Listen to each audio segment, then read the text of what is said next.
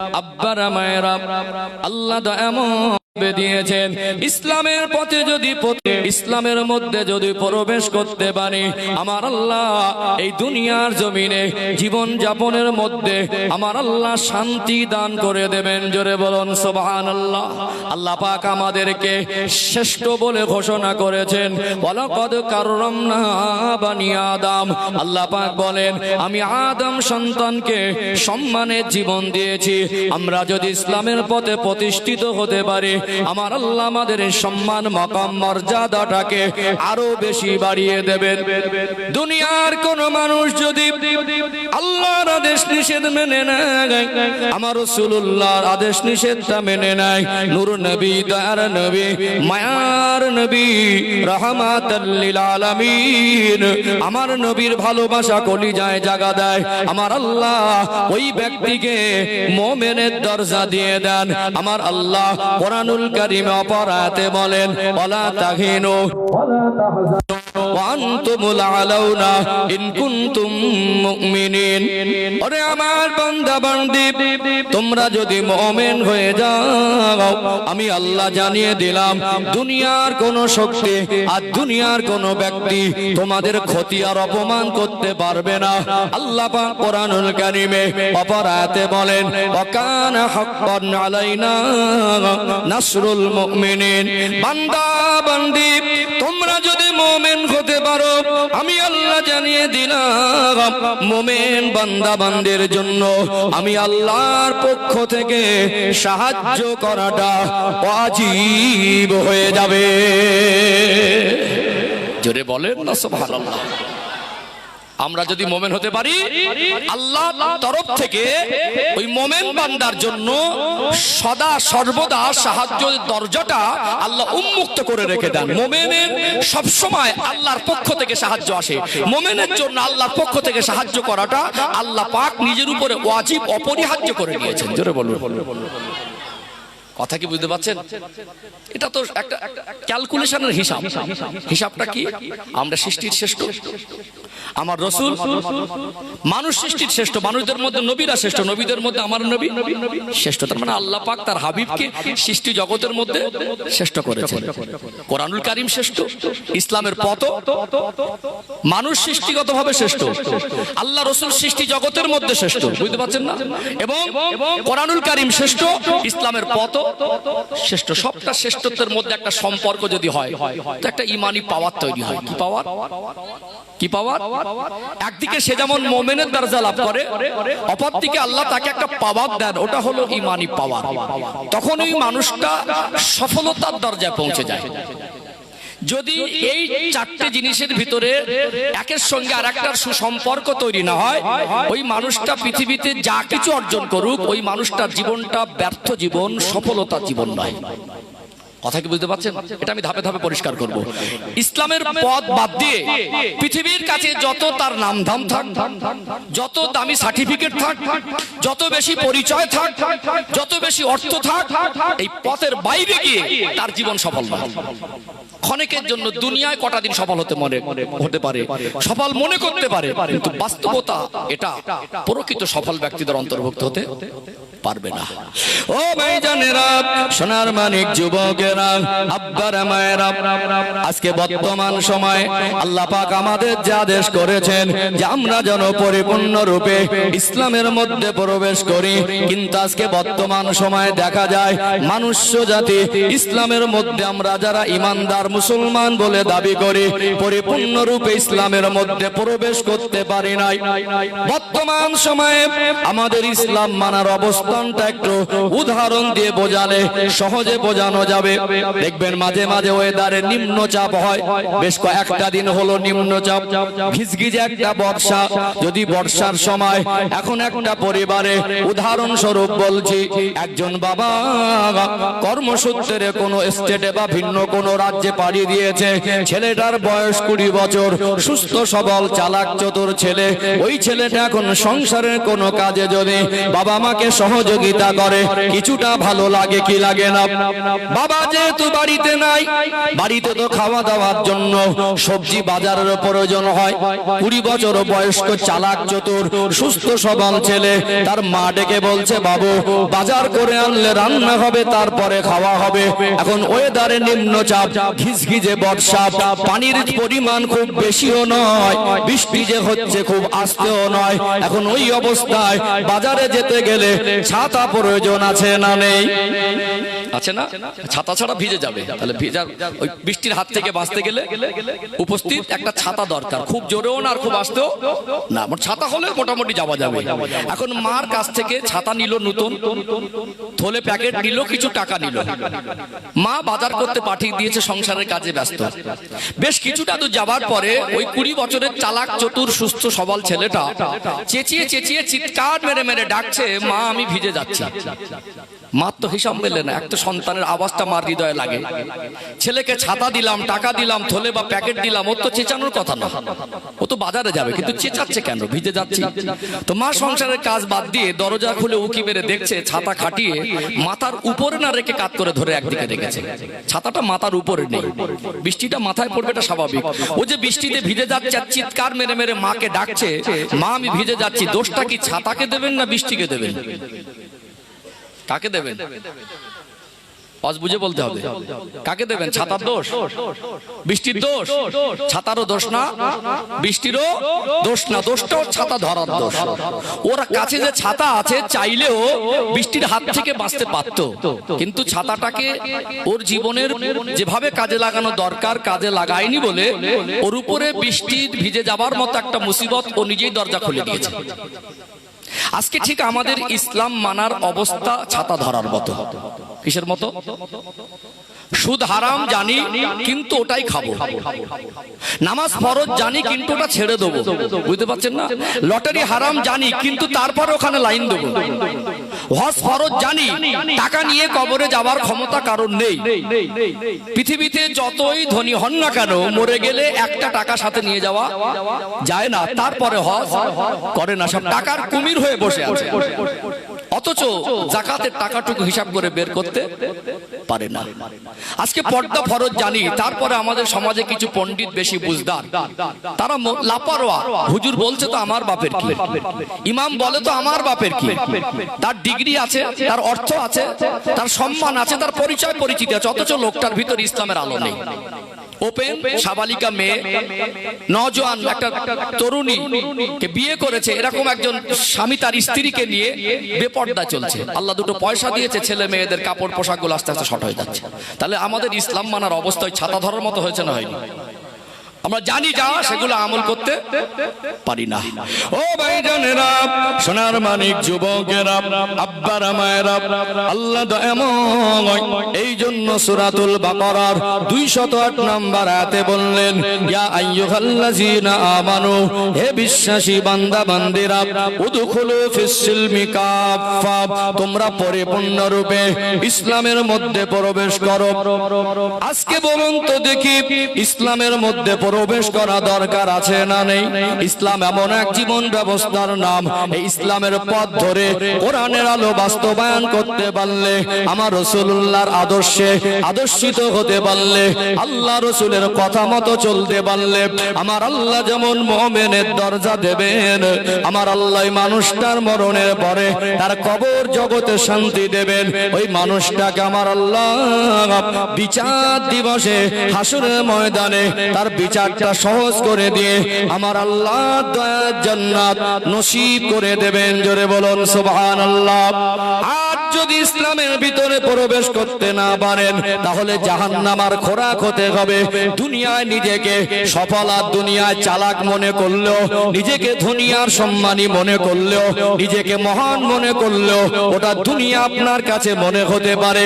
চোখ বন্ধ হয়ে গেলে আপনার ওই মনে করাটা কোনো উপকারে আসবে না। বর্তমান সময়ে মানুষের জীবন পরিবর্তনটা কঠিন হয়ে যাবার অন্যতম কারণ হলো, আজ মানুষ জাতি নিজের জীবনের সফলতাটা ভুলে গেছে। ইসলামের পথে চলা হলো মানুষের জীবনের মূল সফলতা। ও ভাইয়েরা বাবাজিরা, ইসলামের পথে যদি বাইরে চলেন, ইসলামের পথ বাদ দিয়ে বাকি যা কিছু অর্জন করেন ওটা মানুষের জীবনের মূল সফলতা নয়।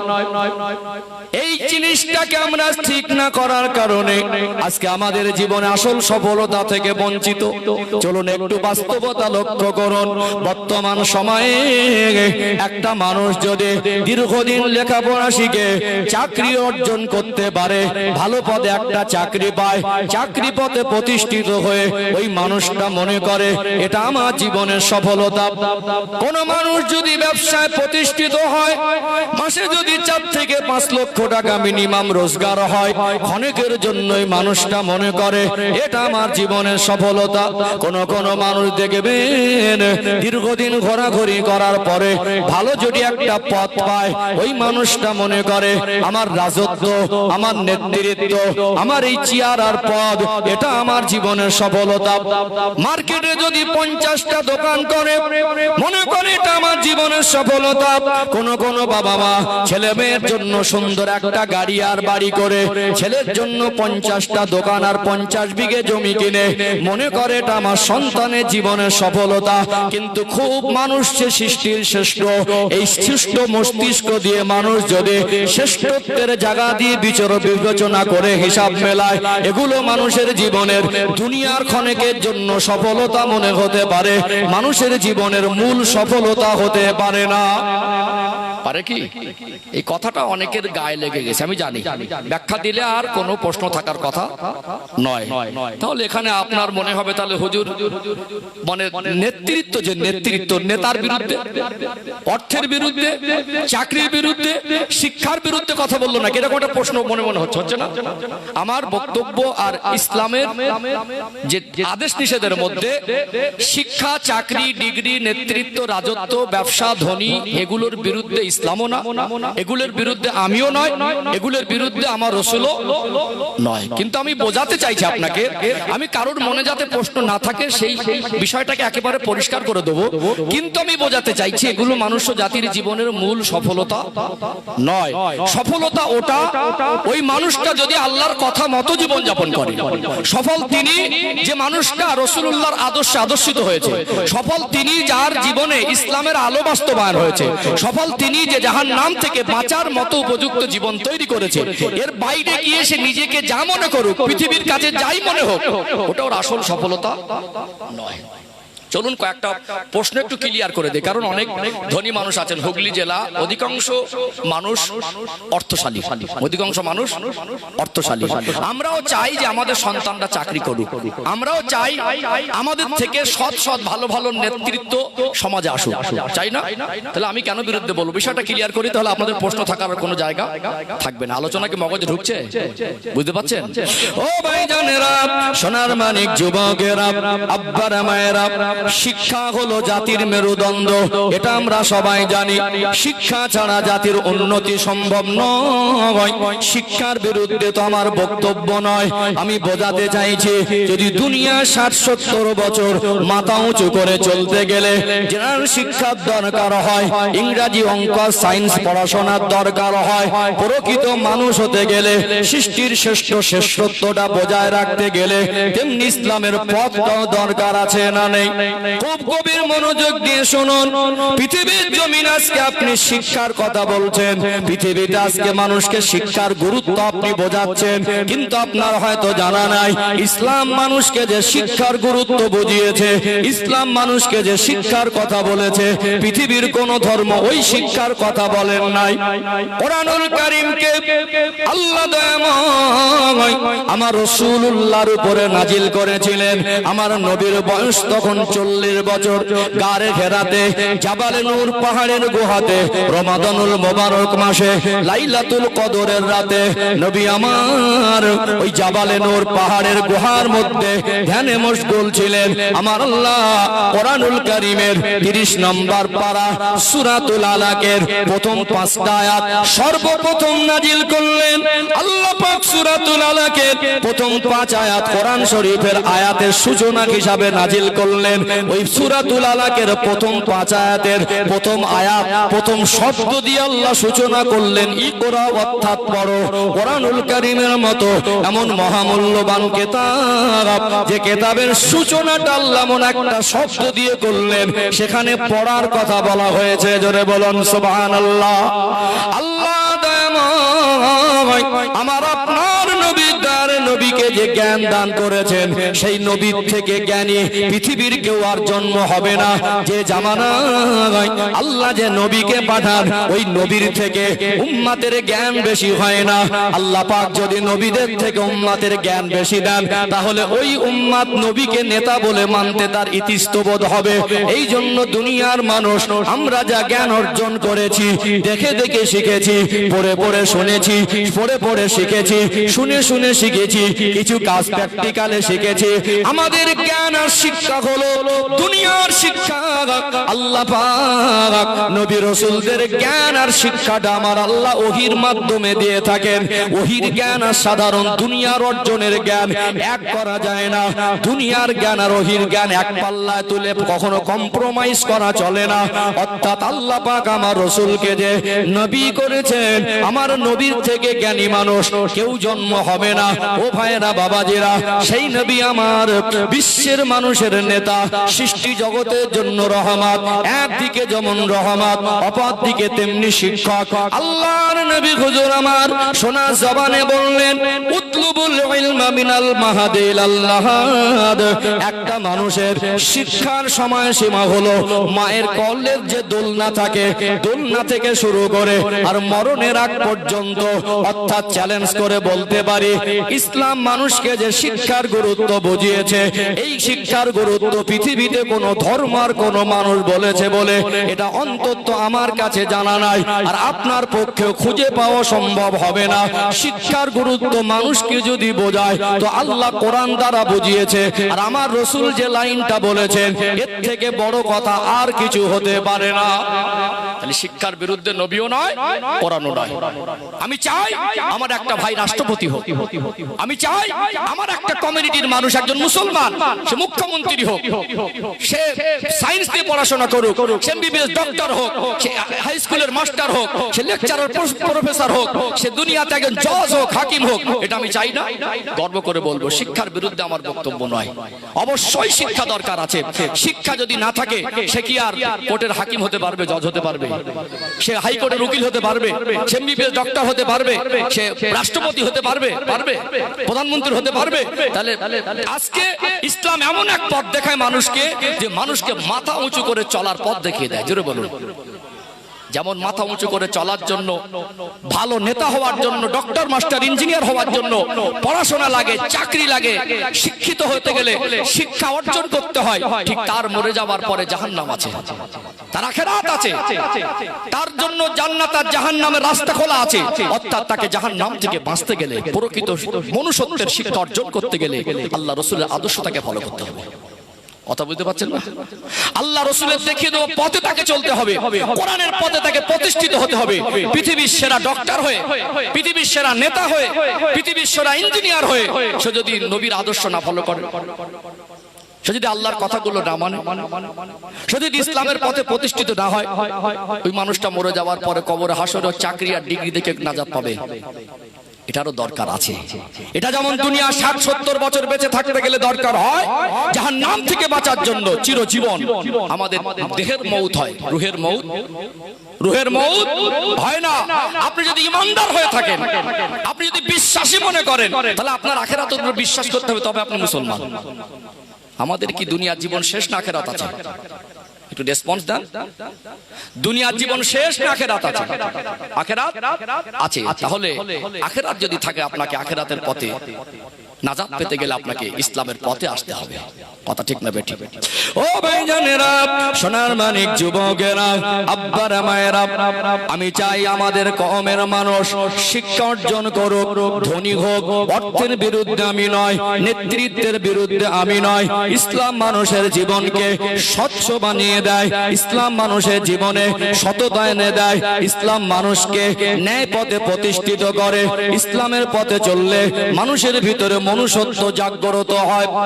অর্থাৎ কারোর ভিতরে যদি ইসলামের আলো প্রতিষ্ঠিত হয়, ও যদি বিচারক হয় তো ন্যায় বিচারক হবে। কথা বুঝতে পারছেন না? ও যদি দুনিয়ায় যতই ধনী মানুষ হোক না কেন, অহংকার মুক্ত মানুষ হবে, ওর জীবনে আচার আচরণ ভালো হবে, ওর জীবনটা পবিত্র হবে। ও ভাইজানেরা, সোনার মানিক যুবকেরা, আব্বারা মায়েরা, কেন আমি অর্থের বিরুদ্ধে বলবো?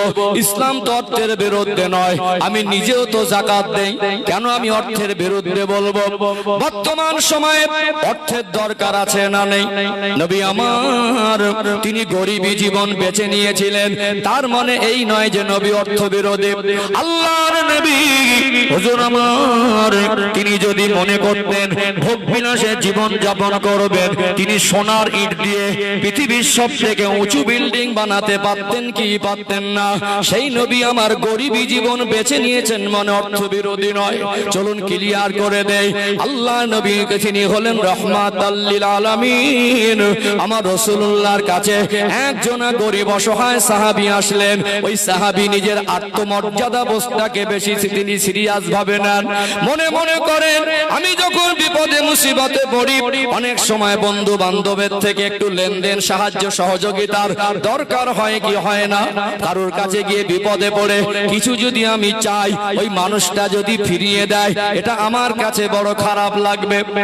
তার জীবনে একটা বৈশিষ্ট্য ছিল, হঠাৎ করে মানুষের কাছে হাত পাতা পছন্দ করতেন না।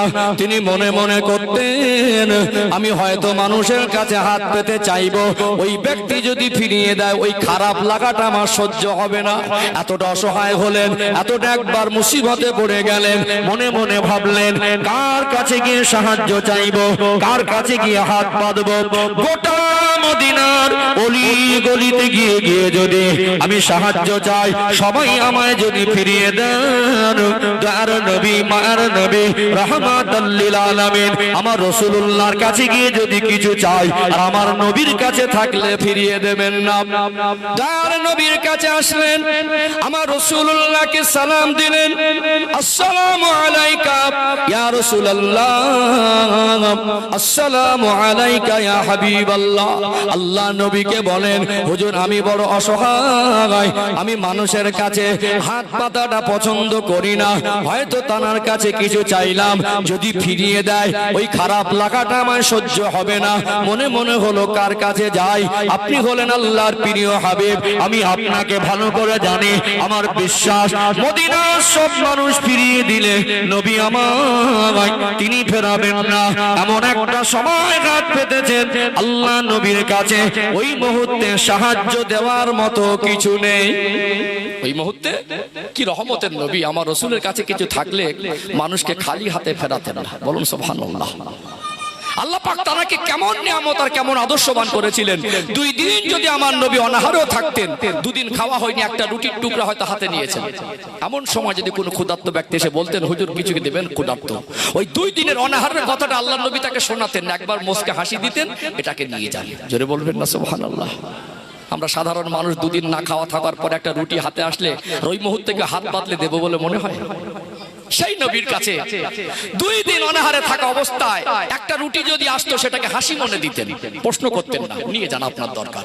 সেই রাসূলের কাছে এমন একটা সময় মানুষটা হাত পেতে দেওয়ার মতো কিছু নেই। মনটা খারাপ হয়ে গেল, নুরানি চেহারাটা মলিন হয়ে গেল, যে মানুষটা এমন একটা ক্যাটাগরির মানুষ, এর চিন্তাটা এমন একটা চিন্তা যে মদিনার মানুষ সব আমায় ফিরিয়ে দিলে নবী আমায় ফেরাবেন না। ফিরিয়ে দেওয়া জিনিসটা মানুষটা অনেকটা অপছন্দ করে, আর এই জন্য হাতও পাতে না। আমি রাসূল যদি এই মুহূর্তকে বলি নেই, অনেকটা কষ্ট পেয়ে যাবে, কিন্তু এই মুহূর্তে আমার কাছে তো নেই, কোথা থেকে দেবো? আল্লাহ নবী চেহারা মুবারকটা মলিন, ভাবতে লাগলেন কি জবাব দেব।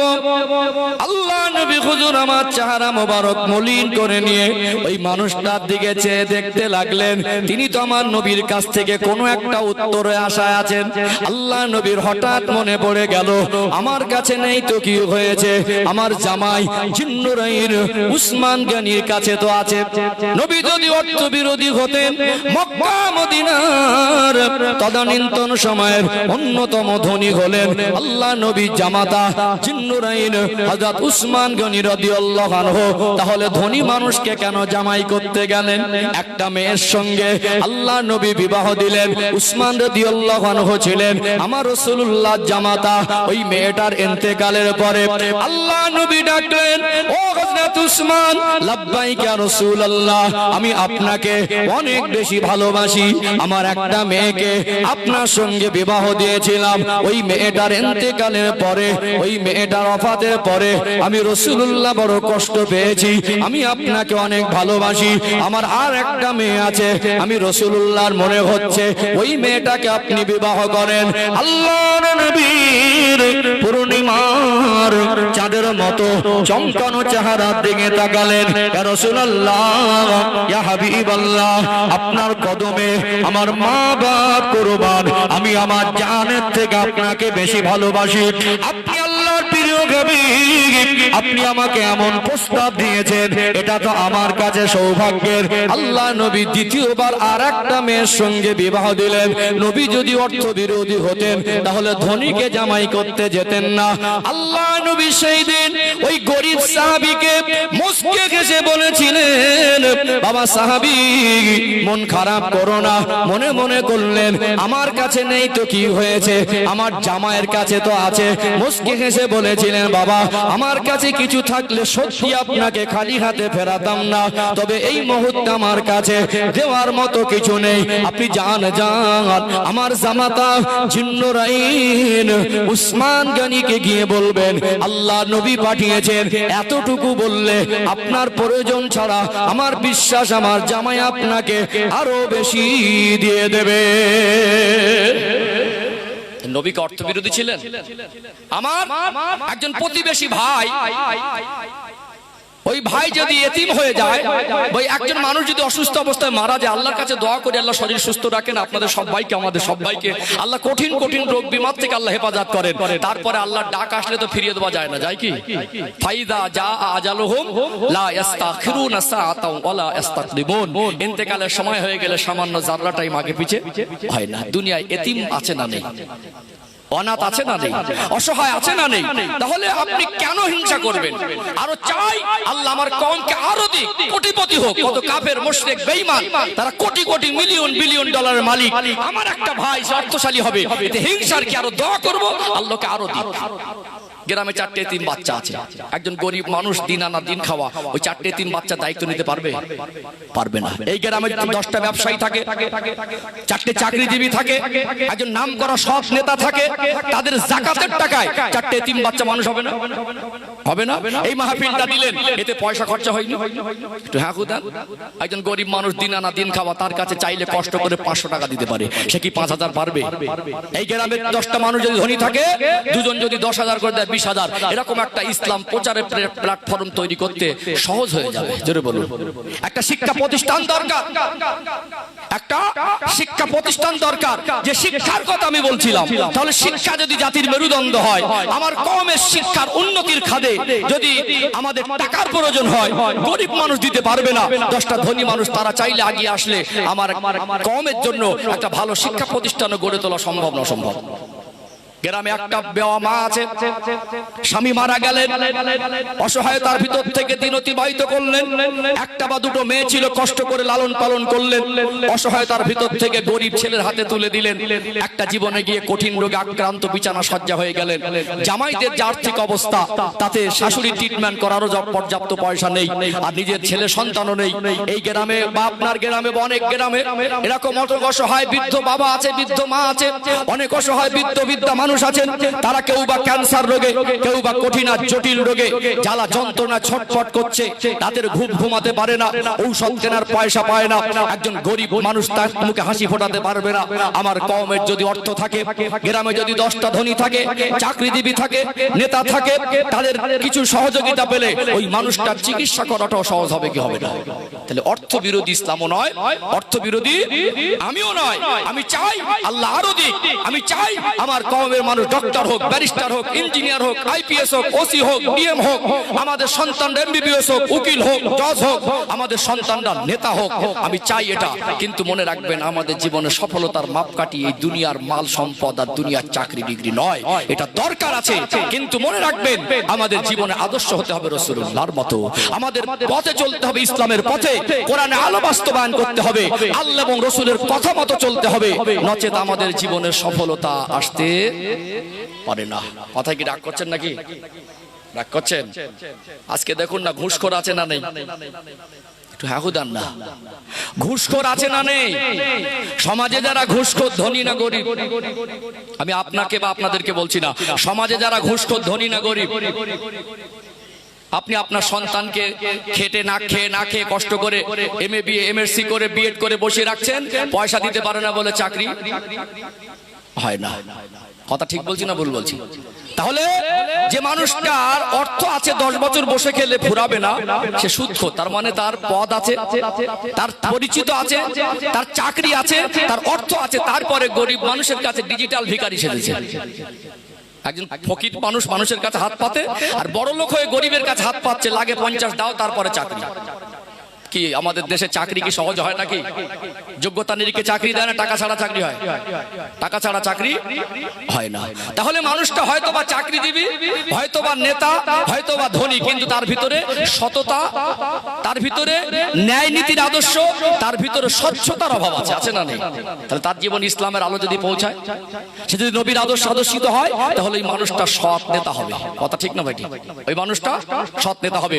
আজকে আমার মনে হয় যে পরিমাণে আমার কওমকে আল্লাহ অর্থ দিয়েছেন, যদি যাকাত দিত, আমাদের প্রতিবেশীদের কষ্টে থাকার কথা নয়। কার টাকা পাঁজা বেঁধে ধরে রেখেছেন? কার টাকা? আপনার।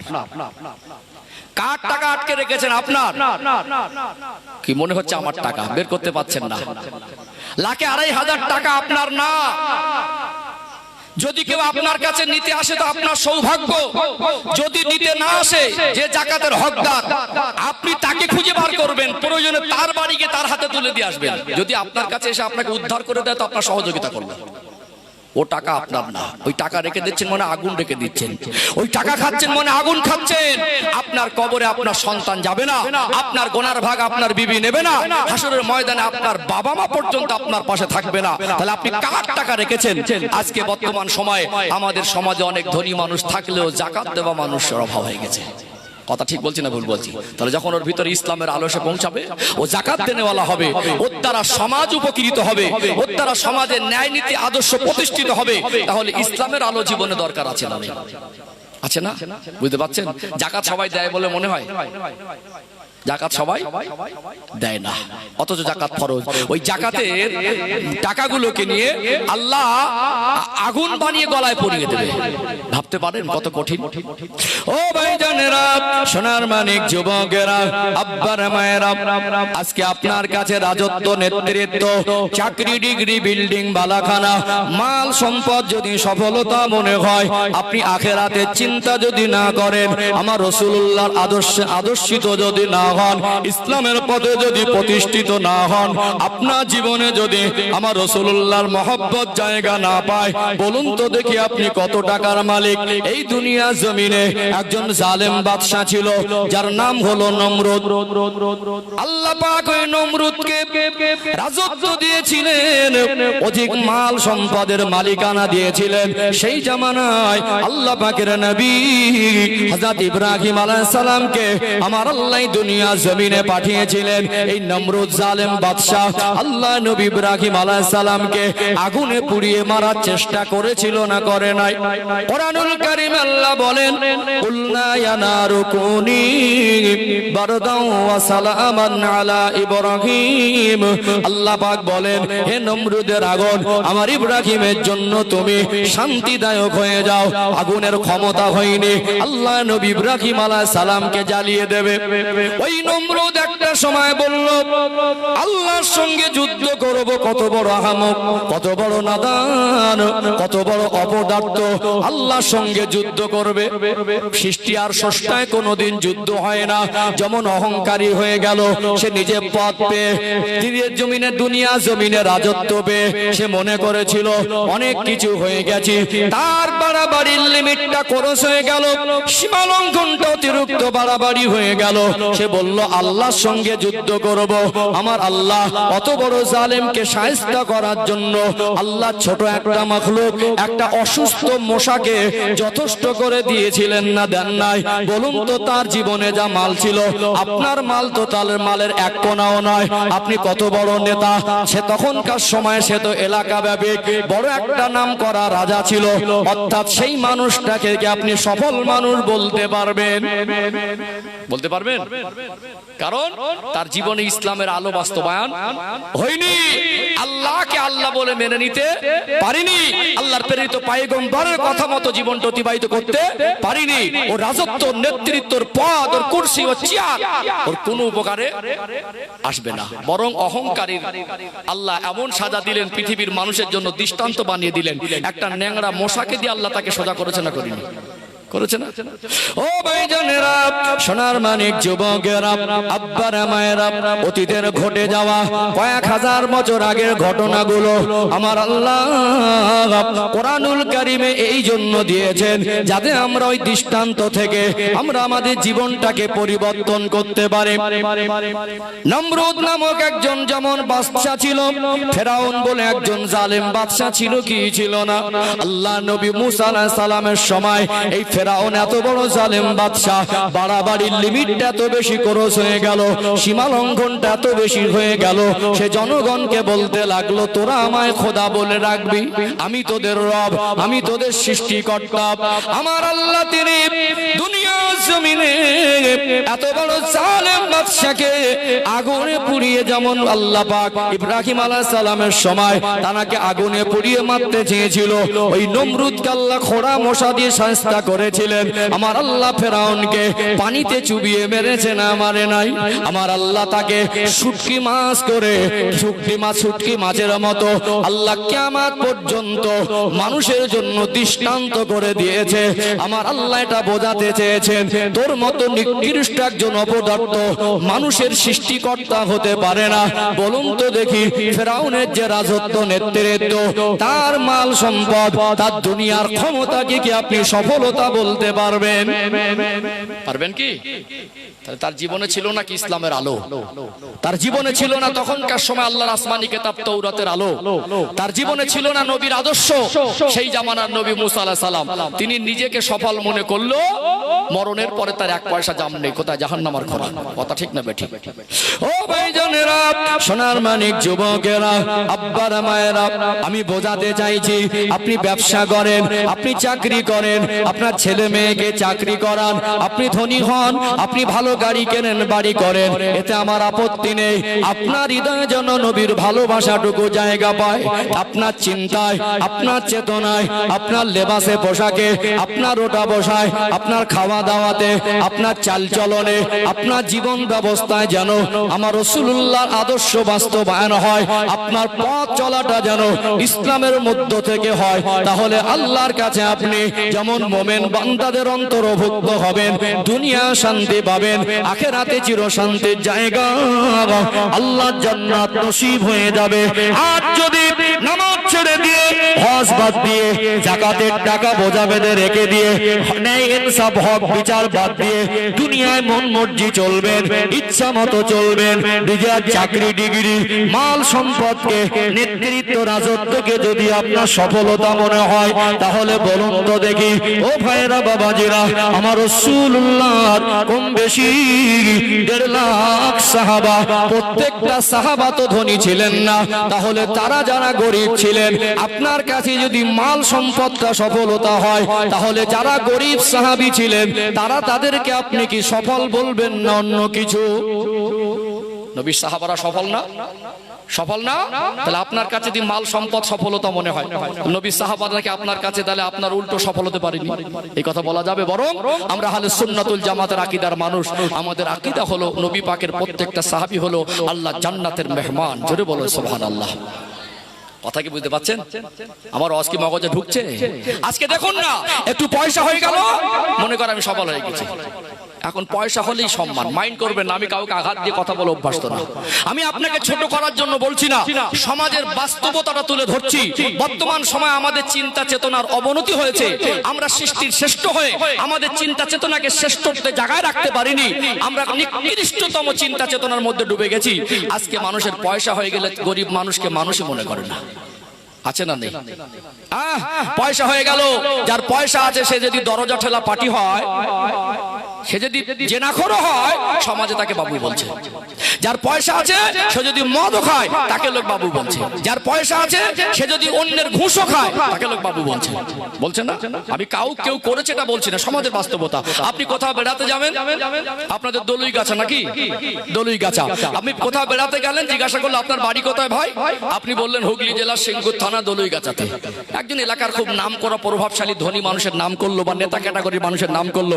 ভাই লোকটাকে চেনেন, অথচ খালাতো ভাই, ফুফুতো ভাই, চাচাতো ভাই, মামাতো ভাই কেউ হয় না, ওকে ঢাল বানাবে। হ্যাঁ চিনি তো, আমাদের পরিচিত লোক, প্রায় দেখা হয়, ভালো সম্পর্ক, মানে আদিও চেনে না, কিন্তু নাম করে একটা পয়সাওয়ালা লোকের নাম বলেছে, তখন বলছে চিনি তো। কিন্তু যদি একজন গরিব মানুষ হয়, লোকটা হালাল রুজি উপার্জনকারী, লোকটা 5 ওয়াক্ত নামাজি, লোকটা ইসলামের পথে প্রতিষ্ঠিত, তার ভালো গাড়ি আর বাড়ি নেই, জামা কাপড় নেই, গরিব অসহায় বলে ভ্যান চালিয়ে খায় বলে, মজদুরি করে খায় বলে, ওই মানুষটা যদি খালাতো ভাই, ফুফুতো ভাই, চাচাতো ভাই হয়, মানুষটাকে যদি বলে অমুক এলাকায় আপনাদের দলুই গাছাতে আমার একটা আত্মীয় আছে, লোকটাকে চেনেন, যদি ঘুরে ফিরে দেখে লোকটা খুব গরিব অসহায়, আত্মীয় স্বজন হলে বলবে চেনা চেনা লাগছে, থাকলে থাকতে পারে।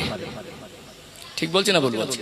এখন তো আবার আপডেট ভার্সন, ইসলামের নীতি আদর্শকে কুরবানি করে দিয়ে, বাড়ি থেকে বিতাড়িত করে দিয়ে, ফ্যাশন আর মডার্নগিরি দেখাতে গিয়ে আমাদের ঘরে সব হারাম কার্যকলাপ হচ্ছে। সে কোরআন খতমান নেই বাবাজি, মাটির ঘরে, তালপাতার ছাউনির নিচে, কুড়ে ঘরে, ওই ঘরে গুনগুন করে কোরআন তেলাওয়াত হতো। এখন সব সিরিয়াল খতম হয়, কোরআন খতম হয় না। বাপ বেটা মিলে করে, শাশুড়ি বৌমা মিলে করে, ভাই ভাই মিলে করে, এক এক রুমে একবার করে খতম হচ্ছে। হচ্ছে না? হচ্ছে না? এখন আর কোরআন শরীফ খতম ঘরে আর হয় না, সেই পরিবেশটুকু নষ্ট হয়ে গেছে। এখন আবার হ্যাপি অ্যানিভার্সারি ডে, যুবকদের জিজ্ঞেস করেন না, ভিন্ন ধর্মাবলম্বীদের কালচার, ওই মোবাইলে নাটক সিনেমা দেখে দেখে, মোবাইলের বিভিন্ন রকম ভিন্ন ধর্ম অবলম্বীদের কৃষ্টি কালচার, তাদের অভিনয় দেখে দেখে এখন স্বামী স্ত্রী বলছে আমাদের বিবাহ বার্ষিকী পালন হবে। কি হবে? এখন বলছে ছেলের জন্মদিন পালন হবে। একটু বলছে আমরা একটু ধনী মানুষ তো, বাড়ির পাশে গরিব মানুষগুলোকে আবার দাওয়াত করে না। বুঝতে পারছেন না? এ বাবু সরো বাবা, বসো, কোনো বসো, সামনে ডিস্টার্ব করলে হবে না। বাড়ির পাশে গরিব মানুষগুলোকে আবার দাওয়াত করে না। এখন সব আবার মানে দামি দামি ভেরি ইম্পর্টেন্ট পারসন, ভিআইপি সব কুটুম। বুঝতে পারছেন না? ঠিক বলছি না ভুল বলছি? আপনি কষ্ট পাবেন না বা আপনারা কষ্ট পাবেন না, আপনাদেরকে আমি টার্গেট করে বলছি না। আজকে বর্তমান সময়ে মানে আমরা দেখছি যেটা দুনিয়ার চিত্র, পয়সাকে মানুষ সফলতা মনে করছে না? পয়সা হয়ে গেল, সমাজের মানুষ বলে বিশিষ্ট, অথচ লেখাপড়া জানে না, অথচ নীতি আদর্শ ভালো না। এইবার বিশিষ্ট জনের একটা লোকআপ পেয়ে গেল, একটু 2 পয়সা দান করলে সম্মান। আমি মাইন্ড করবেন, আমি বাস্তবতা বলছি। একটু মানে 2-4 পয়সা এখানে ওখানে 2-4 পয়সা দান করে দিল, ফাংশনেও দেয়, খেলায়ও দেয়, মাঝে মাঝে মসজিদ মাদ্রাসাও দেয়, সব জায়গায় চলছে। এইবারে বিশিষ্ট জন, ওই যে বিশিষ্ট জনের একটা পরিচয় পেল, এক ধাক্কায় 50 বছর আর দাড়ি রাখার প্রয়োজন মনে করেন না। ওই যে বিশিষ্ট জনের একটা পরিচয় হয়ে গেল, ওই এক ধাক্কায় আর 50 বছর নামাজও পড়ে না। ওই যে বিশিষ্ট জনের পরিচয় হয়ে গেল, জীবনের 50টা বছর পার হয়ে গেল, একবারও নবীর সুন্নাতের প্রতি আর গুরুত্ব দেয় না। না কোন নবীর আদর্শ, না চেহারায়, না পোশাকে, না আচরণে, না কথায়, না চালচলনে, না খাওয়াতে, না লেবাসে, না পোশাকে, না চলাতে, না ফেরাতে, ওই বিশিষ্ট জনের পরিচয় ধাক্কায় 50 বছর পার। এইবারে ছেলে মেয়ের কাছে অবহেলার পাত্র, বৌমা তার দাম দেয় না, ছেলেরা তার কথা শোনে না, এখন বুড়ো হয়ে গেছে অবহেলার পাত্র। তখন শরীরের বিভিন্ন অঙ্গ প্রত্যঙ্গের পাশগুলো আস্তে আস্তে দুর্বল আর কমজোর। এইবারে আস্তে আস্তে দাড়িগুলো বড় করে, এইবারে আস্তে আস্তে প্যান্ট শার্ট বাদ দিয়ে আমরা একেবারে সুফি সেজে যাচ্ছি। রাগ করছেন নাকি? কষ্ট পাচ্ছেন? তাহলে আমরা একটা সময় মনে করছি এটাই সব, কিন্তু ওটা জীবনের আসল সফলতা, আসল সফলতা নয়। এটা মানুষের জীবনে একটা নেগেটিভ চিন্তা তাদের জীবনে এমন ভাবে আক্রমণ করেছে, এমন ভাবে বাসা বেঁধেছে যে মানুষ আস্তে আস্তে আখেরাত ভোলা হয়ে গেছে। কথা ঠিক না বেঠিক? ও ভাইজানেরা, সোনার মানিক যুবকেরা, আব্বার মায়েরা, আপনাদের আঘাত দেওয়া আমার সাররা উদ্দেশ্য নয়, আপনাকে ছোট করার জন্য মজলিস নয়। যেটা আমি বোঝাতে চাইছি, আল্লাহ পাক কোরআনুল কারীমের 30 নম্বর পারায় সূরার নাম সূরাতুল ফাজর, সূরাতুল ফাজরের আল্লাহ পাক 15 এবং 16 নম্বর আয়াতে জানিয়ে দিলেন, ফাআম্মাল ইনসানু ইযা মাবতালাহু রাব্বুহু ফাআকরামাহু ওয়া না'আমা ফায়াকুলু রাব্বি আকরামান। আল্লাহ পাক বলেন, আমি আল্লাহ মানুষকে পরীক্ষা করার জন্য যখন তাকে মাল সম্পদ দেই, ফায়াকুলু রাব্বি আকরামান, ওই মানুষ তখন বলে, তারা তখন বলে আল্লাহ আমার উপরে অনুগ্রহ করেছে। কিন্তু আল্লাহ পাক বলছেন, আমি আল্লাহ যদি কাউকে মাল সম্পদ দেই, সম্মান দেই, নেতৃত্ব দেই, চাকরি ডিগ্রি দেই, দুনিয়ায় তাকে আমি আল্লাহ যদি ধনী সম্পদশালী বানিয়ে দেই, ওই মানুষটাকে আমি আল্লাহ পরীক্ষা করার জন্য দিয়েছি।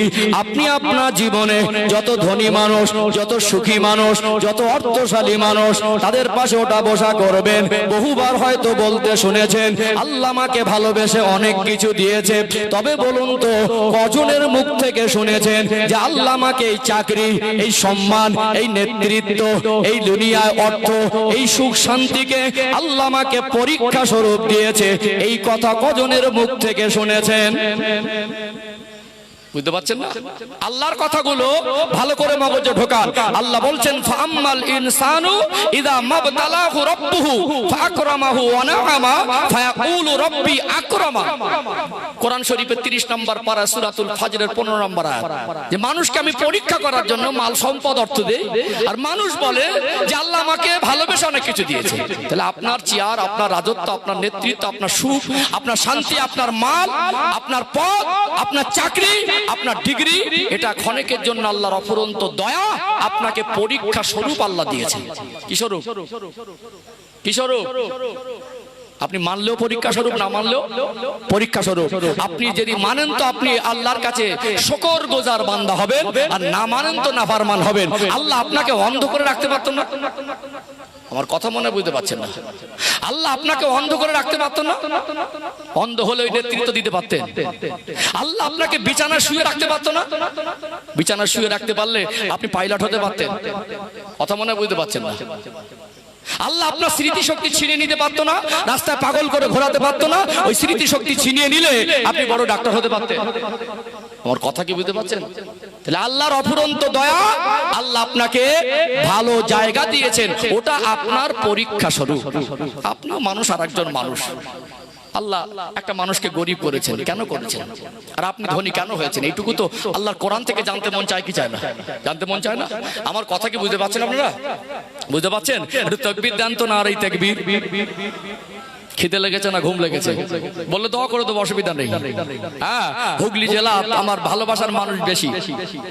ঈদের পর থেকে, রোজার ঈদের পর থেকে হুগলি জেলায় আমার মনে হয় 30টার বেশি জলসা হয়ে গেছে। হুগলি জেলা আমার ভালোবাসার জায়গা। সবই জেলার মানুষ আমাকে ভালোবাসে। এটা স্পেশালি আমার দাদা হুজুর কেবলার জমি। কে? হুগলি জেলার সম্মান মর্যাদা দাদা হুজুর কেবলার ওসিলায় আল্লাহ একটু বেশি দিয়েছেন। জোরে বলো সুবহানাল্লাহ। এমন এক জেলা, অখণ্ড ভারত, কাবুল থেকে, কান্দাহার থেকে, আফগানিস্তান থেকে, পাকিস্তান থেকে 2000-1500 কিলোমিটার দূর থেকে যখন দেশ স্বাধীন হয়নি, দাদা হুজুর কেবলার আমলে মানুষ গোনার বোঝা মাথায় নিয়ে এখানে এসে আল্লাহর ওলি হয়ে ঘরে ফিরেছে। জোরে বলুন। আপনার সেই জেলার মানুষ, সেই দাদা হুজুর কেবলার রুহানি দোয়ার হকদার বেশি আপনারা। এই জেলা একটা রহমত বরকত চলে, তারা রুহানি দোয়া চলে। আলহামদুলিল্লাহ, এই জেলা একটা আলাদা তৃপ্তি শান্তি আছে। আপনারা সেই জন্য দেখেছেন একটা আবেগ ভরে জলসা মাহফিলে সব রকম মানুষ এসে বসেন। বুঝতে পারছেন না? এখানে একটু যতক্ষণ থাকবেন একটু মন মানসিকতাকে ভালো মনে রাখা, এই তো এক জায়গায় মিলেমিশে বসেছি। আজকে আপনি মনে করছেন আমি ওইখানে বসবো না, ওটা আমার না, আমার জায়গা না। আপনি কবরে গিয়ে দেখেন তো, রাজার জন্য 3.5 হাত আর ফকিরের জন্য 3.5 হাত। আপনি আজকে মনে করছেন ওখানে আমি বসবো না, ওটা আমার জায়গা না। আপনি কত বড় মহান পণ্ডিত, আপনি বলেন তো মরণের পর এইভাবে পুঁতে দেই? ফকিরের যেমন কাপন হয় আর মন্ত্রীর তেমন কাপন হয়। আল্লাহ পৃথিবীতে শ্রেষ্ঠ ইবাদত হিসেবে নামাজ দিলেন। এই নামাজের ভিতরে আমার আল্লাহ নেতৃত্ব মানার শিক্ষা দিলেন। ফরজ নামাজটাকেও একজন ইমামের নেতৃত্বে তোমাদের পড়তে হবে। কি নামাজ? আল্লাহ শেখাচ্ছেন, তুমি গিয়ে দেখবে মসজিদে তোমার সামনে সব থেকে গরিব মানুষ দাঁড়িয়েছে, তুমি সব থেকে পৃথিবীর ধনী মানুষ আর উনি সব থেকে গরিব মানুষ, তুমি ধনী বলে ওকে হাত ধরে পিছনের কাঁথারা দেবে, এটা মসজিদের আদর্শ না। দেওয়া যায়? তাহলে ওখানে গিয়ে আল্লাহ শেখায় মানুষ ও গরিব আর ধনী, আল্লাহ ওকেও পরীক্ষা করছেন, তোমাকেও পরীক্ষা করছেন। তুমি ওর থেকে আলাদা করে ওকে টেনে পিছনে দিয়ে ভাগাভাগি করতে পারবে না।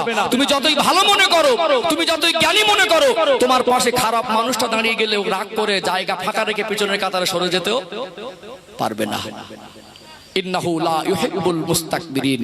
আল্লাহ বলছেন অহংকারীকে আমার আল্লাহ পছন্দ করেন না। এই তো আলহামদুলিল্লাহ সবাই এখানে কি শুধু এক শ্রেণীর মানুষ আছে? সর্বরকম মানুষ আমরা এখানে এসেছি। সেই রকম জাজবা নিয়ে আমরা সবাই একটু জবান ছেড়ে আল্লাহকে তৃপ্তি ভরে ডাকে, একটু আওয়াজ দেন তো নারী তাকবীর। আছে ভোল্টেজ ব্যবহার করে না, আর একটু জোরে আওয়াজ দেন নারী তাকবীর। সিলসিলা হক মুজাদ্দিদে জামান হিজবুল্লাহ দলিগাছা গ্রামবাসী বৃন্দ নারী তাকবীর। আমার আলোচনা কি মগজে ঢুকছে? বুঝতে পারছেন তো? একটু রেসপন্স দেবেন, ভালো লাগবে। ও ভাইজানেরা, সোনার মানিক যুবকেরা, আব্বারা মায়েরা, আল্লাহ দামায় কোরআনুল কারীমের সূরাতুল ফজরের 16 নম্বর আয়াতে বলেন, ওয়া আম্মা ইযা মাবতালাহু ফাকদারা আলাইহি রিজকাহু ফায়াকুলু রাব্বি আহানান। আমি আল্লাহ মানুষকে পরীক্ষার জন্য যখন তার রিজিককে সংকীর্ণ করে দেই, আল্লাহ কখনো কাউকে একটু কষ্টে রেখে দেন। আল্লাহ বলছেন ওটা পরীক্ষা স্বরূপ। কিন্তু কিছু কিছু মানুষ বলে আল্লাহ আমাকে হেয় করেছে, অর্থাৎ অভাবটাও আল্লাহর পরীক্ষা, আর মাল সম্পদ সম্মান রাজত্ব চেয়ার এটাও আল্লাহর পরীক্ষা। দুনিয়া আপনি আপনার জায়গা থেকে একজন পরীক্ষার্থী, একজন গরিব সে যায় তার জায়গা থেকে পরীক্ষার্থী। অর্থাৎ দুনিয়ার জমিনে ধনী গরিব আপনি ঘৃণা করতে পারবেন না, উঁচু নিচু পার্থক্য করা যাবে না। এই উঁচু নিচু পার্থক্য যাতে করা না যায়, আমার আল্লাহ নামাজের লাইনে দাঁড়ায় শিক্ষা দিয়েছে না দেয় নাই? ও ভাইজানেরা, আল্লাহ রহমতের খাজানা মালের কমি নেই। আমার আল্লাহ যদি মনে করতেন পৃথিবীর প্রত্যেকটা মানুষকে crore crore million billion trillion ডলারের মালিক বানিয়ে দিতে পারতেন, কিন্তু আমার আল্লাহ কাউকে ধনী করেছেন পরীক্ষার জন্য, কাউকে গরিব করেছেন পরীক্ষার জন্য। অথচ আমাদের অভাবটাও আমাদের জীবনের ব্যর্থতা নয়, আর আমাদের জীবনের মাল সম্পদ চাকরি ডিগ্রিও আসল সফলতা নয়। আপনি ধনী হন আর গরিব হন, আপনার জায়গা থেকে ইসলামের পথে প্রতিষ্ঠিত হওয়া, আল্লাহ এবং রসুলের কথা মতো জীবন যাপন করা, ইসলামের আলোয় আলোকিত জীবনটাকে করা, কোরআনের আদেশ নিষেধকে মেনে চলা, এটাই হলো মানুষের জীবনের সফলতা। একদিকে যেমন ফেরাউনের কথা বলেছি, নমরুদের কথা বলেছি, আর একদিকে একজন সাহাবার কথা তুলে ধরি। ও ভাইয়েরা, বাবাজিরা, কোন মহান ব্যক্তি জীবনী বলার নিয়ম পদ্ধতি হলো জন্ম থেকে মৃত্যু পর্যন্ত বলতে হয়, না হয় সংক্ষিপ্ত নয় বিস্তারিত। কোন জীবনী বলা উদ্দেশ্য নয়। আমি বোঝাতে চাইছি মনুষ্য জাতি জীবনের মূল সফলতা কি। আল্লাহ নবী সাহাবী হযরত বেলাল রাদিয়াল্লাহু আনহু, তিনি কোন দামি বংশের লোক ছিলেন না। আমি আপনি চেহারা অনেকে কালো থাকলো, যারা নাইজেরিয়া হাবশি দেশের মানুষ তাদের চেহারাটা একটু বেশি কালো, কি কালো নয়? চেহারা তো কালো, অতিরিক্ত কুৎসিত কালো। আজকে পশু হাটে গিয়ে গরু ছাগল ভেড়া কিনতে পাওয়া যায়। আজ থেকে 1400 বছর আগে জাহিলিয়াতের যুগে সেই সময় বাজারে হাটে মক্কা মদিনায় মানুষ কেনা বেচা হতো। ধনী ধনী মানুষেরা পয়সা দিয়ে দাস দাসী কৃত দাস গোলামদের কিনে আনা হতো। উমাইয়া ইবনে খাল, এ ছিল তদানীন্তন সময়ের মক্কার একজন ধনাঢ্য ব্যক্তি। সে যেহেতু বড় কট্টা কাফের ছিল, বেলাল রাদিয়াল্লাহু আনহুকে বাজার থেকে কিরীতদাস গোলাম হিসাবে কিনে এনেছিল। তার নামে 1 শতক জমি ছিল না, পকেটে 100 টাকাও ছিল না, দুনিয়ার কোন দামি বংশের লোক ছিলেন না, ব্যক্তিগতভাবে তার জীবনের ব্যক্তি স্বাধীনতা ছিল না, দেখতেও সুন্দর ছিল না। আল্লাহ দয়াময় আমার আপনার নবী যার নবীকে পাঠালেন, নবী আমার কলেমার বাণী প্রচার করতে লাগলেন, ইসলামের আলো তার কাছে পৌঁছে গেল, তিনি জীবনটাকে পরিবর্তন করে নিলেন। কিরীতদাস গোলামী জীবনে থেকে রাসূলুল্লাহর ভালোবাসা তার জীবনে জায়গা পেয়ে গেল, আমার রাসূলুল্লাহর আদর্শে আদর্শিত হয়ে গেল, আল্লাহর কথাগুলো মেনে নিলেন, তার জীবনের সঙ্গে আমার আল্লাহ রাসূলের সম্পর্ক হয়ে গেল।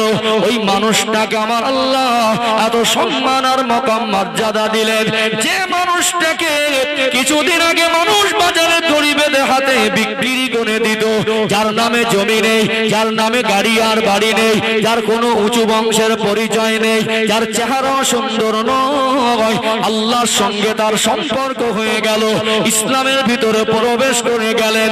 ওই মানুষটা আযান দিতেন, মদিনার মসজিদে নববী শরীফে আওয়াজটা পৌঁছে যেত আল্লাহ পাকের আরশে আজিমে। জোরে বলেন না সুবহানাল্লাহ।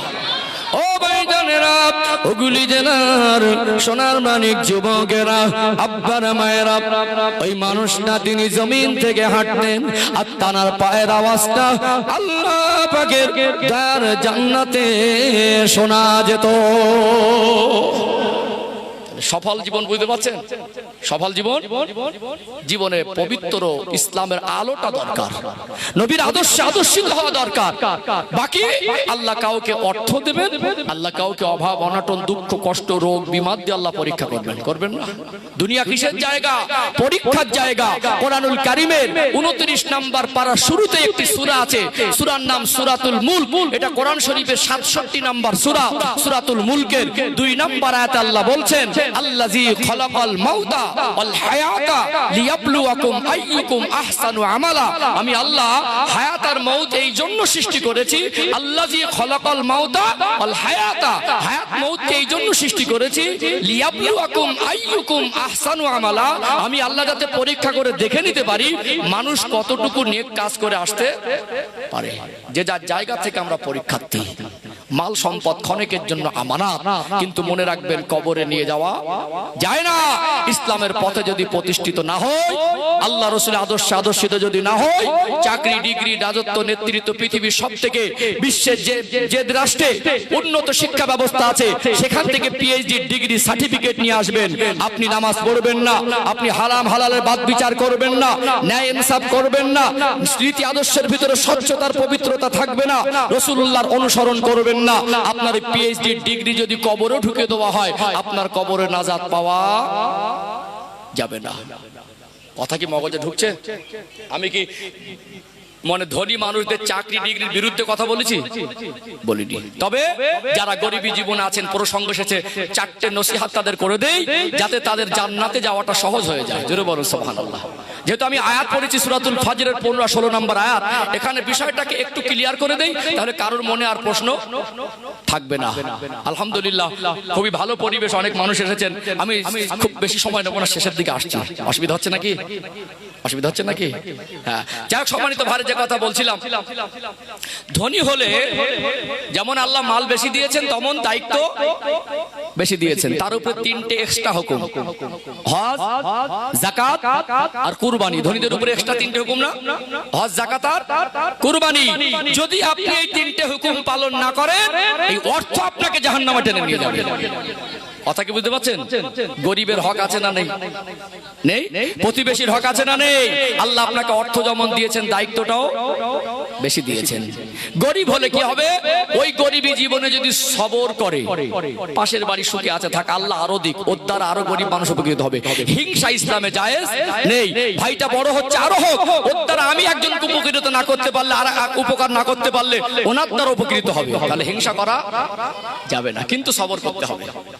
আমি কষ্টে থাকি, আমার ঘরে একটা ভালো ফ্যান ঘোরে না, আর বাড়ির পাশের মানুষটা এসিতে থাকে, হয় না? হয় না? আমি আমার বাচ্চাদের পেট পুরে ঠিক মতো মন পছন্দ খাবার এনে দিতে পারি না, ওদের বাড়িতে খাবারটা মাঝে মাঝে পচে যায়, হয় না? হয় না?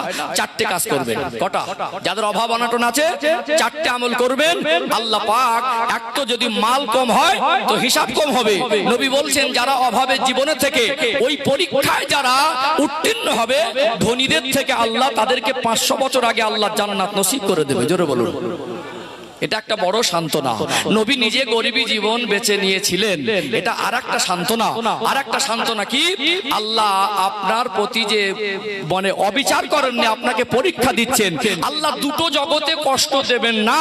দুনিয়ায় যদি কষ্টের মধ্যে থেকেও ইসলামের পথে থাকেন, তাহলে আল্লাহ আর পরকালে জগতে আপনাকে কষ্ট দেবেন না। চারটে নসিহত অভাবী, দুঃখে, কষ্টে থাকা মানুষের জন্য। যেমন সান্ত্বনা আছে, সফলতার জন্য চারটে নসিহত মানলে তাদের জান্নাতের রাস্তা পরিষ্কার হয়ে যাবে ইনশাআল্লাহ। বলে দেবো? বলে দেবো?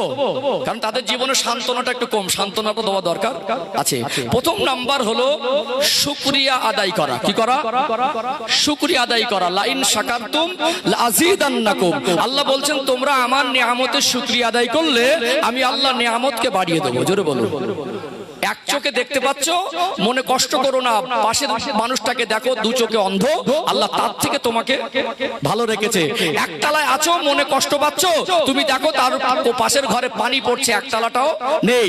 একটা ঠাং ভেঙে গেছে, কষ্ট পাচ্ছ, তুমি দেখো একটা মানুষের দুটো ঠাং নেই। তোমার হালাত থেকে তুমি আল্লাহ শুকরিয়া আদায় করো, আল্লাহর পক্ষ থেকে তোমার জন্য নিয়ামতকে আল্লাহ বাড়িয়ে দেবে। জোরে বলুন।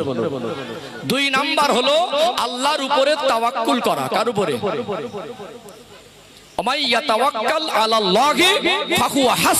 আল্লাহ বলছেন যে ব্যক্তি আমার উপরে ভরসা করে আমি আল্লাহ তার জন্য যথেষ্ট হয়ে যায়। জোরে বলুন। জোরে বলে। দুটো পয়েন্ট খুব ছোট ছোট করে বলি। এই হজের ফ্লাইট যখন যাচ্ছিল বিভিন্ন দেশ থেকে পবিত্র মক্কা নগরের দিকে, আমের নামক এক ব্যক্তির যে ফ্লাইটের যে বিমানটাকে মানে বারবার ফেরত আসার যে বিষয়টা ভাইরাল হয়েছিল না? হয়েছিল না? যখন তার পাসপোর্টের কোনো জটিলতার কারণে, লেট হওয়ার কারণে বিমানের দরজা বন্ধ হয়ে যায়। বিমানের একটা নির্দিষ্ট রুলস আছে, অর্থাৎ সেটাকে পাইলট যারা আছেন, কেবিন ক্রু যারা আছেন, সেগুলোকে তারা মেনটেন্স করতে হতো, তাদের উপর হুকুম থাকে। অর্থাৎ তিনি যখন দেখলেন যে আমার দেরি হওয়ার কারণে বিমানের দরজা বন্ধ হয়ে গেছে, তিনি রিকোয়েস্ট করার পরেও বললেন যে আর কোন রকম ভাবে আপনার জন্য বিমানের দরজা খোলা সম্ভব না। আমার আপনার মতো কমজোরি মানের মানুষ হলে আমরা বলে দিতাম এবারে মনে হয় আল্লাহ আমার নসিবে হজ রাখিনি, সবাই চলে যাচ্ছে, আল্লাহ আমার কপালে মনে হয় রাখিনি, দোষটা আল্লাহর উপরেই দিয়ে দিতাম। কিন্তু তিনি বিচলিত না হয়ে তার চেহারা ছবির ফেস বলে দিচ্ছে, তিনি মুস্কে হেসে আল্লাহর উপরে অটুট ভরসা রেখে বলেছিলেন আল্লাহ যদি রাজি থাকে তো আমি হজে যাবো। জোরে বলুন। 2025 সালে আল্লাহ আবার একবার দেখালেন মানুষের ভিতরে স্বচ্ছ ঈমান আছে। বিমানের কোন ইঞ্জিনের সমস্যাজনিত কারণে ফেরত আসে, দ্বিতীয়বার আবার বিমানটাকে মেরামত করে উড়াল দিল, দ্বিতীয়বারও তাকে নেওয়া হলো না। আচ্ছা ঠিক আছে, ইনশাআল্লাহ একটা পর্যন্ত টানবো, কষ্ট হবে না তো? ঠিক আছে, দেখছি আমি যেতে মানে এনাদের উপরে নির্ভর করছে। আপনারা বলছেন দাবি রাখছেন একটু বেশি, সেটা আমি সব দিকটা যাতে ম্যানেজ হয়, আপনাদের দাবিও যাতে পূরণ থাকে, আর আমার সামনে যারা আছেন তাদের জন্য কষ্ট না, সব দিকটা বজায় রাখবো ইনশাআল্লাহ। যাই হোক, যে কথা বলছিলাম, দ্বিতীয়বারও তিনি রিকোয়েস্ট করার পরেও বিমানের দরজা তার জন্য খোলা হলো না। তিনি বিচলিত না হয়ে, ভেঙে না পড়ে, তিনি আবারও বলেছিলেন আল্লাহ যদি রাজি থাকে তো ইনশাআল্লাহ আমি হজে যাব। আবার বিমানটা ঘুরে আসে, পাইলট বলেছিলেন আমি আমেরকে ছাড়া তৃতীয়বার বিমানটা উড়াবো না। ভরসা ছিল কার উপরে? কার উপরে? আল্লাহর উপরে। কথা বুঝতে পারছেন না? চলুন সম্মানিত ভাইরা, আরেকটা আপনাকে দৃষ্টান্ত তুলে ধরি। যেদিন ইব্রাহিম আলাইহিস সালাম তার দুধ পান করা ছোট শিশু বাচ্চা, যে হাঁটতে পারে না, চলতে পারে না, বলতে পারে না, শুধু শুইয়ে দিলে পান রেড়ে খেলা করে, কোথায় সেই আজ বর্তমান যেটা ভৌগোলিক ম্যাপের অবস্থান, প্যালেস্তাইন, ইরাক, এটা ইব্রাহিম আলাইহিস সালামের জন্মভূমি। মিশর, এই সমস্ত জায়গা ইব্রাহিম আলাইহিস সালাম দিন প্রচার করেছেন। তখন ওই মা হাজেরা কে আর নিষ্পাপ বাচ্চাকে কোথায়? সেই ভৌগোলিক ম্যাপে রাজস্থানে, ইরাক, প্যালেস্তাইন, 2000 কিলোমিটার অধিক রাস্তা। এত উন্নত পরিবেশে মক্কা মদিনা রাস্তা সফর করা কঠিন। তখন জনমানবহীন নির্জন একটা জায়গা, শত শত মাইল, না কোনো পানির চিহ্ন, না কোনো ছায়া, না কোনো পশু পাখি, না কোনো গাছপালা, একটা বসবাসের একেবারে অনুপযোগী জায়গায় যখন বিবি আর বাচ্চাকে রেখে আসছেন, মা হাজেরার কাছে সামান্য পানি আর একটা শিশু বাচ্চা আর সামান্য খাবার। ইব্রাহিম আলাইহিস সালাম চলে যাচ্ছিলেন, তখন মা হাজেরা ডেকেছিলেন যে আল্লাহর সম্মানিত নবী, আমার প্রাণের স্বামী ইসমাইলের আব্বা, আপনি একটু দাঁড়ান। ইসমাইল আলাইহিস সালামের মা ছিলেন মা হাজেরা। তো আপনি শেষবারের মধ্যে একটু আমায় বলে যান, যেই জায়গায় যে রেখে যাচ্ছেন আমি পায়ে হেঁটেও ফিরতে পারবো না, মরা ছাড়া কোনো রাস্তা নেই। তো এখানে কি আল্লাহর হুকুম? আল্লাহর নবীরা কোনোদিন মিথ্যা বলেন না। ইব্রাহিম আলাইহিস সালাম বলেছিলেন, বিবি হাজেরা, তুমি যেমন আমার স্ত্রী, তোমার প্রতি আমার যেমন মায়া মহব্বত আছে, যে বাচ্চাটাকে আল্লাহ 86 বছর বয়সে দিলেন দর ফল হিসাবে। 86 বছর পর্যন্ত সন্তান ছিল, অনেক লম্বা ঘটনা। 86 বছর বয়সে সন্তান পেলেন, তো সেই বাচ্চাটাকে রেখে আসা কত মায়ার জিনিস বলেন তো, দর ফল হিসাবে। আল্লাহর কাছে চেয়েছিলেন, রব্বি হাবলি মিনাস সলিহিন, আল্লাহ আমাকে একটা নেক সন্তান দেন। আল্লাহ দোয়া কবুল করে বলেছিলেন, ফাবাশশারনাহু বিগুলামিন হালিম, আপনি নেক সন্তান চেয়েছেন, আমি আল্লাহ আপনাকে নেক সন্তানের সুসংবাদ দিলাম। দোয়ার ফল হিসেবে আল্লাহ সন্তান দিলেন, সন্তানটাও নবী ইসমাইল আলাইহিস সালাম। আর ওই নাসলে, ওই খানদানে আল্লাহ পাক আমার রাসূলকে পাঠিয়েছেন। ওই ইসমাইল আলাইহিস সালামকে যখন ডেকে আসছেন মা হাজেরাকে, মা হাজেরা বিচলিত না হয়ে মুস্কে হেসে স্বামীকে বলেছিলেন, আল্লাহর নবী ইব্রাহিম আলাইহিস সালাম আপনি চলে যান, আমি হাজেরার ঈমানটা হলো আল্লাহর উপরে। আর উপরে আল্লাহ যদি এরকম একটা কঠিন জায়গায় রেখে যাবার হুকুম করতে পারে, সেই আল্লাহ আমাকে আর আমার বাচ্চাকে হেফাজত করতে পারে। জোরে বলুন। ঘটনা আপনাদের জানা আছে, ঘটনা ধরলে মিনিমাম 1 ঘন্টা লাগবে, স্পষ্ট করতে গেলে মিনিমাম 1 ঘন্টা লাগবে। জাস্ট ভরসা কার উপরে ছিল? মানুষের হিসাবে, মানুষের যুক্তিতে, মানুষের অঙ্কে, মানুষের বিবেচনায়, যেটা মানুষের চিন্তার বাইরে, যেখানে চিন্তার দরজা শেষ হয়ে যায়, হিসাব শেষ হয়ে যায়, ওখান থেকে ইমানদারের চিন্তার ফলকে আল্লাহ শুরু করে দেয়। জোরে বলুন। কথা কি বুঝতে পারছেন? তাহলে ভরসা করবেন কার উপরে? অভাব অনটন দুঃখে কষ্ট থেকে বিচলিত না হয়ে, মন খারাপ না করে, প্রথম যতটুকু পেয়েছেন শুকরিয়া আদায় করা, সর্বহালাতে কার উপরে ভরসা করা? আল্লাহর উপরে। এবং 3 নাম্বার হলো আল্লাহর কাছে দোয়া চাওয়া। কি চাওয়া? আল্লাহর কাছে চাওয়া। উদউনি আস্তাজিব লাকুম, আল্লাহ বলছেন তোমরা আমার ডাকো, আমি আল্লাহ তোমাদের ডাকে সাড়া দেবো। জোরে বলুন। প্রত্যেকটা নবী আল্লাহর কাছে দোয়া চেয়েছেন, প্রত্যেকটা নবী আল্লাহর কাছে দোয়া চেয়েছেন। আদম আলাইহিস সালাম দুনিয়া এসে প্রথম নামাজ পড়েননি, হজ করেননি, কুরবানি করেননি, যাকাত দেননি, রোজা রাখেননি। তার প্রথম মুখের ভাষাটাই ছিল ক্বালা রব্বানা যালামনা আনফুসানা ওয়া ইল্লাম তাগফির লানা ওয়া তারহামনা লানাকুনান্না মিনাল খাসিরিন। তিনি জান্নাত থেকে এসে আল্লাহর কাছে দীর্ঘ সময় এই দোয়া করে কেঁদেছিলেন। জোরে বলুন সুবহানাল্লাহ। তাহলে দোয়া চাওয়ার শিক্ষা কে দিলেন? আল্লাহ। যা কিছু চাইতে হবে কার কাছে? কার কাছে? আল্লাহর কাছে। অর্থাৎ আল্লাহর কাছে দোয়া চাওয়া, নবী শিক্ষা দিচ্ছেন, যদি একটা চপ্পলের ফিতেও ছিঁড়ে যায় সেটা আল্লাহর কাছে চেয়ে নাও। তো কিভাবে চাইবো? আল্লাহর কাছে তো বলা যাবে না আল্লাহ চপ্পলের ফিতে দেন। আল্লাহর কাছে বলতে হবে এইভাবে যে আল্লাহ আমার জীবনে যেটা প্রয়োজন, ইসলামের পথে থেকে জীবন চলার ক্ষেত্রে আমি যেন আমার হালাল উপার্জিত রুজি থেকে সেটা পূরণ করতে পারি। আল্লাহ আপনি আমার এই প্রয়োজন টাকে মেটানো, আপনার রেজেকের দরজা উন্মুক্ত করে আমার জন্য সহজ করে দেন। আল্লাহ আপনার রেজেকের দরজা থেকে হালাল রেজেক আমাকে দেন, যা দ্বারা আমার প্রয়োজনটা আমি মেটাতে পারি। বলুন সুবহানাল্লাহ। তাহলে তাওয়াক্কুল, দোয়া, শুকর আর সবর। কি বললাম? সবর করা, ধৈর্য হারিয়ে যায়। কিছু হলে বলে আল্লাহ আমাকে ছাড়া আর কাউকে দেখতে পাইনি, বুঝতে পারেননি, এমন কথা বলে ঈমান চলে যায়। তাহলে আল্লাহ আপনাকে হয়তো বা অভাবে রেখেছেন, আপনি ওইভাবে চেষ্টা করে যান, আল্লাহ চাইলে দেবেন। কিন্তু আল্লাহ যদি না চান আপনি ধনী জোর করে হতে পারবেন না। কিন্তু তারপরে ওই লটারি কেটে ধনী হওয়ার স্বপ্ন দেখছে, 30 টাকায় আল্লাহকে পরীক্ষা নিচ্ছে, আর ও মাতব্বারি করে নিজে নিজে ধনী হওয়ার স্বপ্ন কি দেখছে? ধনী হওয়ার স্বপ্ন দেখছে। তাহলে সবর, তাওয়াক্কুল, শুকর আর দোয়া, 4টে কাজ যদি আমল করেন, গরিবী জীবনের থেকে আল্লাহর জান্নাতটা সহজ হয়ে যাবে। জোরে বলুন। আর অভাবে যারা আর্থিক সচ্ছলতা আছেন, মাল বেশি হলে হিসাব বেশি হবে, যাকাতের টাকা না দিলে তাদের হিসাব কঠিন হবে, হজ না করলে তাদের হিসাব কঠিন হবে, কুরবানি না করলে তাদের হিসাব কঠিন হবে। অর্থাৎ আপনার যে অর্থটা সম্পূর্ণ আপনার নয়, ওতে গরিবের হক আছে। ইসলাম এই জীবন ব্যবস্থা দিয়েছে, যারা অর্থশালী তারা যদি ইসলামের পথে ব্যয় করে, দিনের উপকারও হবে, দিনের প্রচার প্রসারও হবে, গরিব দুঃখী অসহায়ও তারা হাসি মনে শান্তিতে জীবন যাপন করতে পারবে। আল্লাহ আমাদের পরীক্ষায় উত্তীর্ণ হওয়ার তৌফিক দান করেন, বলেন আল্লাহুম্মা, বলেন আল্লাহুম্মা আমিন। চলুন আমি আর একটা পয়েন্ট বলে শেষ করি। অসুবিধা হচ্ছে নাকি? 2-5 মিনিট অসুবিধা হচ্ছে? আমি ইসলামে আয়াত পড়েছিলাম, ইয়া আইয়ুহাল্লাযীনা আমানু উদখুলু ফিস সিলমি কাফা। এই বিষয়টাকে একটু ক্লিয়ার করে দিয়ে কেম সালাম করে দোয়া করে দেবো ইনশাআল্লাহ। ও ভাইজানেরা, সোনার মানিক যুবকেরা, আব্বারা মায়েরা, আল্লাহ দয়াময় সূরাতুল বাকারার 208 নম্বর আয়াতে এটাই জানিয়ে দিলেন, ইয়া আইয়ুহাল্লাযীনা আমানু, হে বিশ্বাসী বান্দা বান্দিরা, উদখুলু ফিস সিলমি কাফা, তোমরা পরিপূর্ণ রূপে ইসলামের মধ্যে প্রবেশ করো।